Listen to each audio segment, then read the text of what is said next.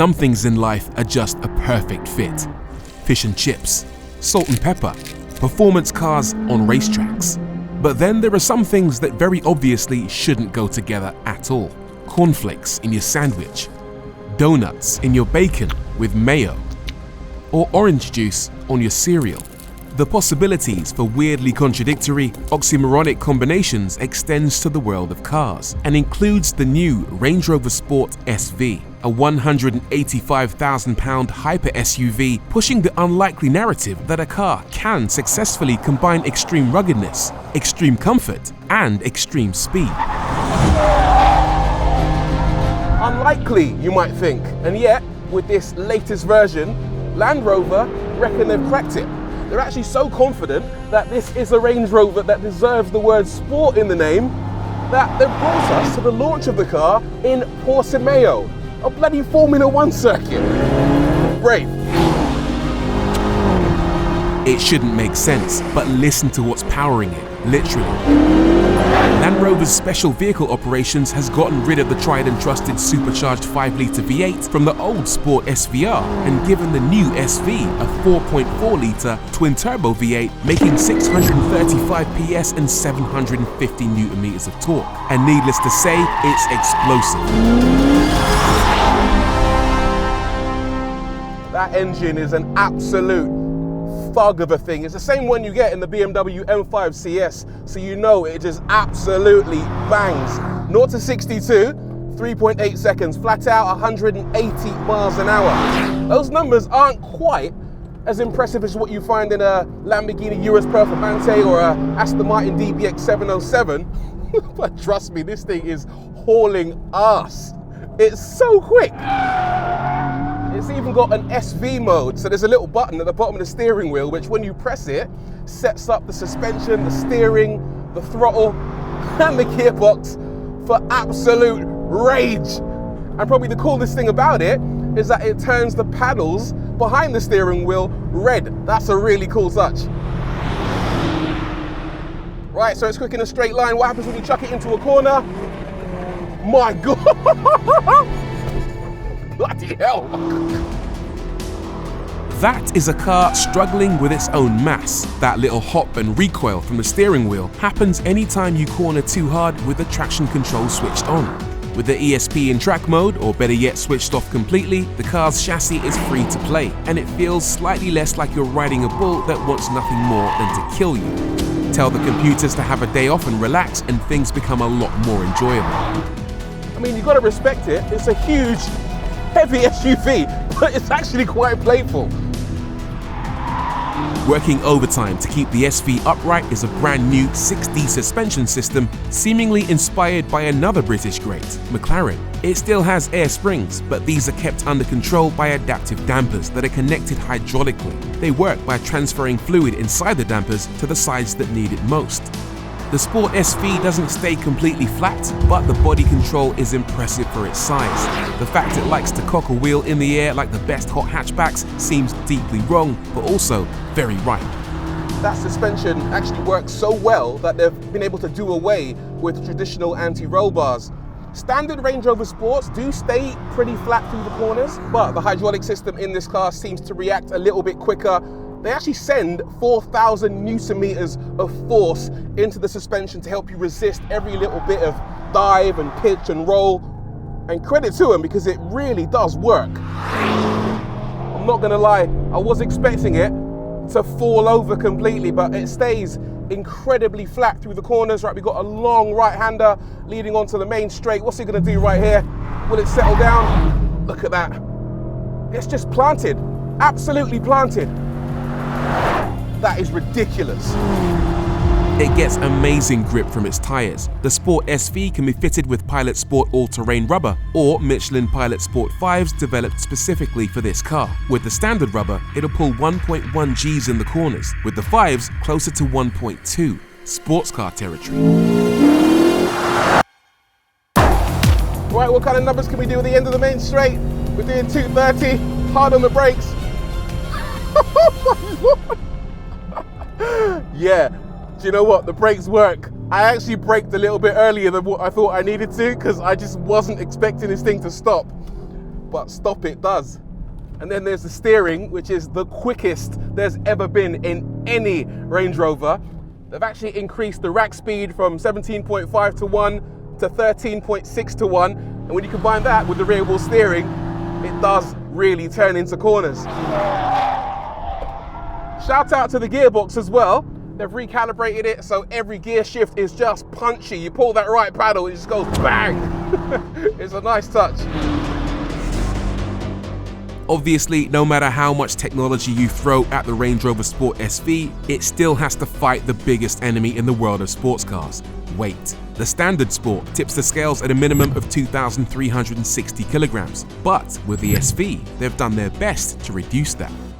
In total, they've dropped the weight by a quite staggering 76 kilograms over the standard Range Rover Sport. And a big chunk of that comes courtesy of these amazing, lightweight, fully carbon wheels. These are the biggest at 23-inch production carbon wheels you will find in the world. And these actually save 9 kilograms per corner for a total of 36 kilograms. Interestingly, they're made up of 200 separate individual components bonded together. And on the inside, the wheels actually have a special ceramic coating to prevent them melting when they're placed next to these massive brakes. And they are very, very massive. What you're looking at in there is a set of 440 millimeter brake discs, over 17 inches, and they're gripped to the biggest ever brake calipers fitted to a Range Rover. These are 8-piston calipers, and they are absolutely enormous. You can get a set of steel discs, by the way, but I'd recommend you go for the carbon ceramics. Not only are they super effective, but they also save a total of 34 kilograms. That 6D suspension system saves 8 kilograms versus an electronic anti-roll system. And there are also, obviously, a range of standard fit carbon fiber body parts, including a carbon bonnet, carbon badges, carbon backed seats, and lightweight ultra fabrics that weigh less than leather. It's no Lotus, but every little helps. Plus, Land Rover didn't want the Sport SV to be too uncomfortable for those who wish to use it in its natural habitat, the road. It's really nice in here. I was a little bit worried that it was going to be a bit back-braking, but there are no concerns with that whatsoever. The car uses a multi-valve damper setup, which controls not only the compression, but also the rebound of the car. And when you're driving in a straight line, it deactivates the anti-roll stabilization, which means that it moves quite organically over imperfections in the road. Even though it is a little bit more racy than a standard Range Rover Sport, this is still a car that you can use pretty much every day. It feels like luxury. Where it is a lot better than its rivals is with its interior, with a great looking dashboard, well-integrated screens, and decent materials. It's available with Windsor leather. They'll murder as many cows as you want, but as standard, the SV uses a special 3D knit ultra fabric that's designed to make you feel slightly better about the environmental impact of the V8 while you're sat on those newly developed vegan body and soul seats. These body and soul seats are fascinating as well. So the car comes with a really good Meridian audio system with 29 speakers and 1,430 watts of output. The seats also have 4 individual micro speakers or transducers built into the seat backs. And the idea behind that is that they vibrate in time with the music, so you can actually feel the tracks that you're playing.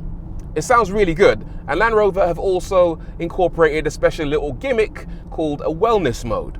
You can select from a bunch of settings, including soothe, serene, cool, invigorate, etc., and it plays that bespoke music with specific vibrations that are designed to affect your mental and physiological well-being and improve your heart rate variability, which is designed to make you feel, I don't know, less angry.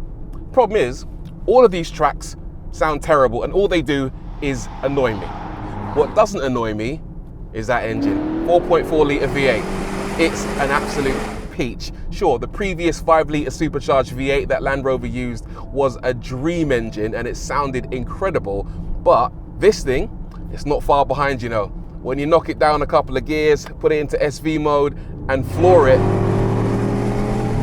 the noise it makes. Now that improves my mental and physiological well-being, trust me. I'll tell you what's also cool, this SV is the first Range Rover to feature launch control, and I wouldn't be doing my job if I didn't try it out. So Let's pull into a stop. Okay, I'm in SV mode. Gearbox is in sport. Foot on the brake, foot on the pedal. Launch active. Boom. Yeah, it goes well. But not as well as some of its rivals. In my hands, with a passenger and some gear in the back, it managed 0 to 62 in 4 seconds dead, 2/10 shy of the official figure. It did the quarter mile in 12 seconds. A Urus Performante or DBX 707 would probably leave it for dead. And those rivals might also make more sense for people who want to stand out from the crowd. If you're keen on showing the world that you're driving a 170 to 180,000 pound SUV, then the bottom line is that even in this fetching carbon bronze matte color, most people simply won't notice.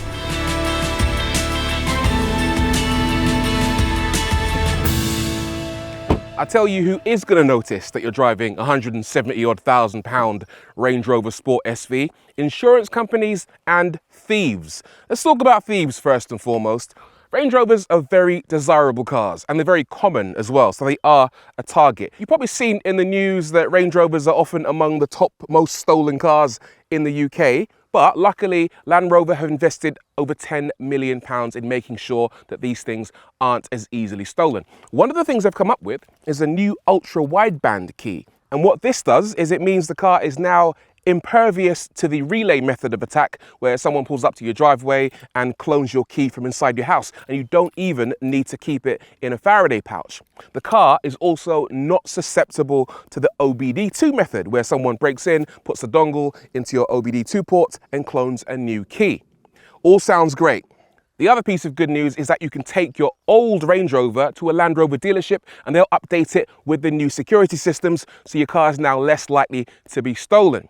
Since the updates, they reckon less than 0.07% of Range Rovers sold have been nicked. But the downside is that the car is now super paranoid and the alarm goes off all the bloody time. I'll demonstrate and see if it happens. But yeah, even if you've got the key on you, sometimes the alarm does still go off. Super paranoid. Who else is going to be paranoid? Insurance companies that you've bought a Range Rover Sport, especially one costing nearly 200 grand. Land Rover tries to help by providing insurance for its own customers at more reasonable rates, but not even they will insure the Sport SV. It's too expensive. Instead, they'll pass you on to a specialist broker, which feels faintly ridiculous. Looking for quotes myself from third parties, I managed to find premiums for between £3,800 and nearer 6 grand at the upper end. Not far off what I'd pay for insuring a Ferrari SF90. If you can get past that, the Range Rover Sport SV is an entertaining and fulfilling car. In many ways, it shouldn't exist, and frankly, shouldn't work, and yet it does.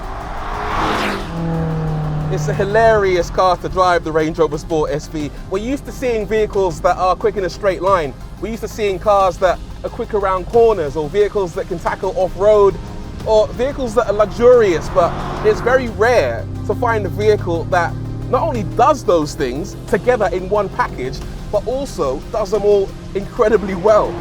Whether it's as good as its rivals, the jury's still out. You'd have to test them back to back to find out how good it really is. But I think the cool thing about this car is that it puts a huge smile on your face. It's a lot of fun to drive. It does the unexpected, and there's just something really, really cool about that. People say big, heavy SUVs are stupid, and yes, they are, on paper. They don't make sense, like pineapple on pizza, or laughing so hard you cry.